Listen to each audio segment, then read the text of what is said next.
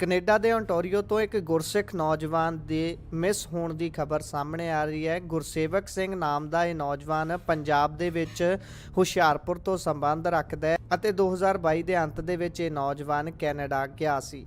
Niagara college ਦੇ campus ਵੈਲੈਂਡ ਦੇ ਵਿੱਚ ਇਹ ਪੜ੍ਹਾਈ ਕਰਦਾ ਸੀ ਅਤੇ ਇਸ ਦੇ ਦੋਸਤਾਂ ਦੇ ਦੱਸਣ ਮੁਤਾਬਕ ਇਸ ਨੂੰ ਆਖਰੀ ਵਾਰ ਕਾਲਜ ਦੀ ਹੀ ਲਾਇਬ੍ਰੇਰੀ ਦੇ ਵਿੱਚ ਸ਼ਾਮ ਦੇ ਕਰੀਬ 7 ਵਜੇ ਦਿਨ ਵੀਰਵਾਰ ਨੂੰ ਵੇਖਿਆ ਗਿਆ ਸੀ। ਉਸ ਤੋਂ ਬਾਅਦ ਲਗਾਤਾਰ ਇਹ ਲਾਪਤਾ ਹੈ।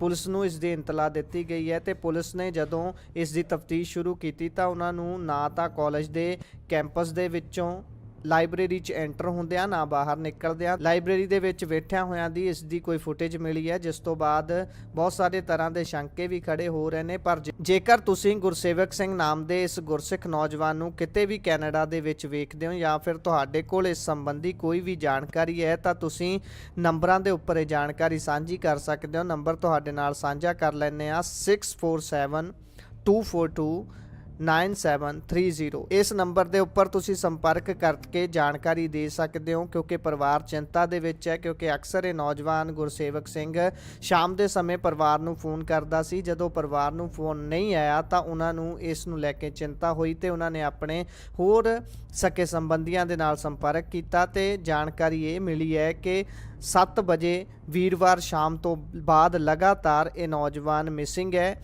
ਪੰਜਾਬ ਦੇ ਵਿੱਚ ਹੁਸ਼ਿਆਰਪੁਰ ਦੇ ਨਾਲ ਇਹ ਨੌਜਵਾਨ ਸੰਬੰਧ ਰੱਖਦਾ ਹੈ। ਜਾਣਕਾਰੀ ਇਹ ਵੀ ਮਿਲੀ ਹੈ ਕਿ ਇਸ ਦਾ ਨਾ ਹੀ ਇਸ ਦੇ ਪਰਿਵਾਰ ਦਾ ਕਿਸੇ ਦੇ ਨਾਲ ਵੀ ਕਿਸੇ ਤਰ੍ਹਾਂ ਦਾ ਕੋਈ ਵੈਰ ਜਾਂ ਫਿਰ ਕਿਸੇ ਤਰ੍ਹਾਂ ਦੀ ਲੜਾਈ ਸੀ।